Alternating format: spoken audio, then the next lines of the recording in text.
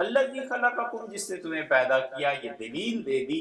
اب عبادت کے ضمن میں گویا یہ بھی بتا دیا کہ جو تم نے عبادت کرنی ہے نا، عبادت اس چیز کا نام نہیں ہے جو تم اپنے پاس سے پیدا کر رہے ہو۔ عبادت کھلی چھپی نہیں ہے۔ اگر عبادت انسان کی اپنی خواہش پہ ہو تو ہندوؤں کی عبادت بھی ٹھیک ہے، جو 10-10 انچ اور 1-1 فٹ ناخن بڑھا لیتے ہیں بھی عبادت ہے۔ ہندو کھڑا رہتا ہے گرمی میں بھی اور سردی میں بھی، وہ بھی پھر عبادت ٹھیک ہوگی۔ پھر ہر ایک نہیں، یہ بات ہے۔ عبادت وہ ہے جو نبی بتا دے کہ یہ عبادت ہے۔ نبی اگر نہ بتائے اور نبی علیہ الصلوۃ والسلام یہ کہہ دیں کہ عبادت نہیں ہے تو عبادت نہیں ہے۔ عبادت کا پیمانہ نبوت متعین کرتی ہے کہ یہ عبادت ہے۔ اسی لیے صحابہ کرام رضی اللہ عنہ میں سے کچھ لوگ ایسے تھے جو احادیث میں آتا ہے کہ اپنی خواہشات، جنسی خواہشات کی وجہ سے پریشان رہتے تھے کہ کسی گناہ میں نہ پڑ جائیں۔ تو 3 آدمی جمع ہوئے، سیدنا علی رضی اللہ عنہ، عثمان بن مظعون اور ایک اور۔ انہوں نے کہا کہ حضور صلی اللہ علیہ وسلم کی زندگی ہم سب کے لیے سب سے اچھی چیز ہے، ذرا چلو ان کی بیویوں سے پوچھتے ہیں کہ وہ کیا کہتے ہیں۔ اب وہ گئے، دروازے کھٹکھٹائے تو بیویوں نے کہا نبی صلی اللہ علیہ وسلم تم لوگوں جیسے ہی ہیں، کھانا بھی کھاتے ہیں، لیٹتے بھی ہیں، سوتے بھی ہیں، ہمارے قریب بھی آتے ہیں، نماز بھی پڑھتے ہیں، مسجد بھی جاتے ہیں۔ تو انہوں نے جو تصور قائم کیا ہوا تھا کہ حضور صلی اللہ علیہ وسلم تنہائی میں سوائے نماز کو کچھ کرتے ہی نہیں ہوں گے، وہ تصور کو ٹھیس لگی۔ اب کیا کرتے؟ اب انہوں نے آپس میں بات شروع کی، ان کا یار حضور صلی اللہ علیہ وسلم تو بخشے بخشائے، تو نہ بھی عبادت کریں تو بھی ان کا گزارا، مراد یہ کہ نفلی عبادت نہ کریں کوئی نہیں، اور ہم لوگ ایسے نہیں ہیں۔ ایک نے کہا اللہ کی قسم میں آئندہ سے سوؤں گا نہیں، رات بھر اللہ کی عبادت کروں گا۔ دوسرے نے کہا کہ میں خدا کی قسم ہے ہمیشہ روزہ رکھوں گا۔ تیسرے نے کہا میں کبھی بھی شادی نہیں کروں گا اور اپنے نفس پہ قابو پاؤں گا۔ ایک جگہ آتا ہے ایک آدمی نے قسم کھائی، اس نے کہا گوشت نہیں کھاؤں گا کیونکہ اس کی وجہ سے خواہشات سے۔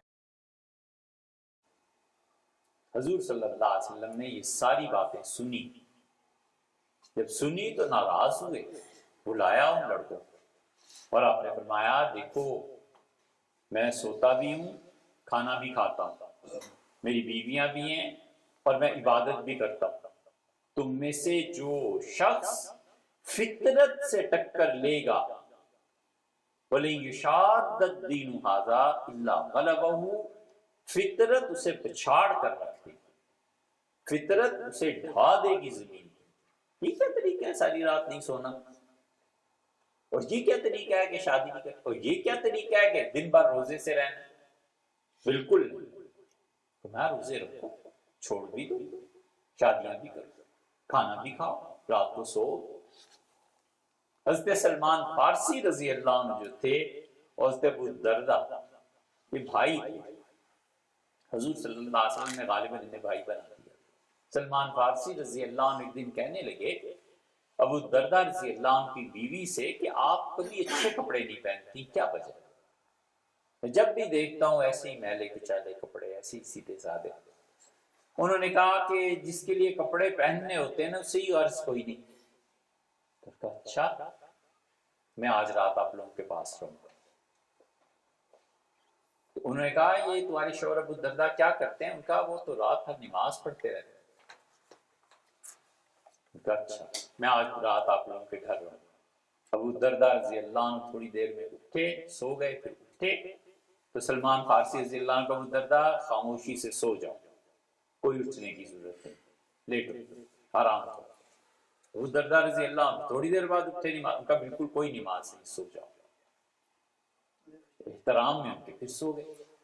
پھر رات کے آخری پہر میں انہوں نے اٹھایا کہ ابو الدرداء اٹھو، میں بھی نماز پڑھوں گا، تم بھی نماز پڑھو، تہجد پڑھو۔ تہجد پڑھی، کہنے لگے چلو بس نماز پڑھتے ہیں۔ انہوں نے کہا میں تو روزہ، ان کا کوئی روزہ نہیں رکھا، آج بالکل ہم کھانا دوپہر کو اچھی طرح کھائیں گے، تمہارے پاس ہی میں تمہارا مہمان ہوں۔ ان کا ابو الدرداء یہ طریقے نہیں حضور صلی اللہ علیہ وسلم نے سکھائے، رسول اللہ صلی اللہ علیہ وسلم خود بھی سوتے تھے، ہمیں بھی سونا ہی چاہیے۔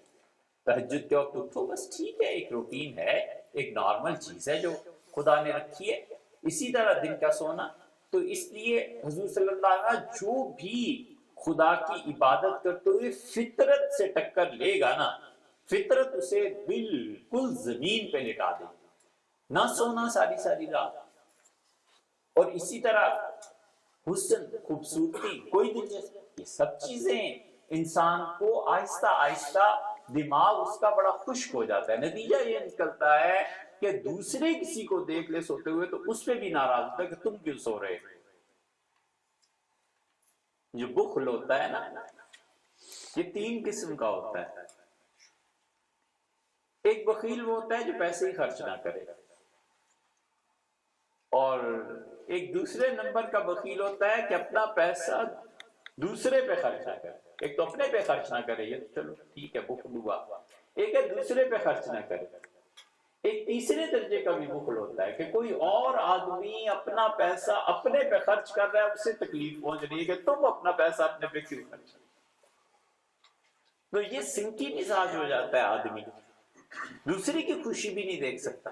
شریعت کہتی ہے نہیں، تمہارا اپنا ایک حال ہے یار، دوسرے خوش ہو رہے ہیں، کسی بات کو اچھا سمجھ رہے ہیں، انہیں بھی جینے دو۔ تو عبادت کے اثرات، جو عبادت وہ ہے جو عبادت انبیاء علیہ السلام بتائیں کہ یہ عبادت ہے۔ اسی لیے رسول اللہ صلی اللہ علیہ وسلم عبادت میں سختی کے طریقوں کو روکتے تھے۔ طواف کر رہے تھے آپ، اور ایک آدمی کو دیکھا، اس کے ناک میں نکیل پڑی ہوئی ہے، اور وہ چوپایوں کی طرح دونوں ہاتھ اور پاؤں سے زمین میں جیسے جانور چلتے ہیں ایسے چل رہا ہے، اور دوسرے نے نکیل رسی اپنے ہاتھ میں رکھی ہوئی ہے اور اسے چلا رہا ہے۔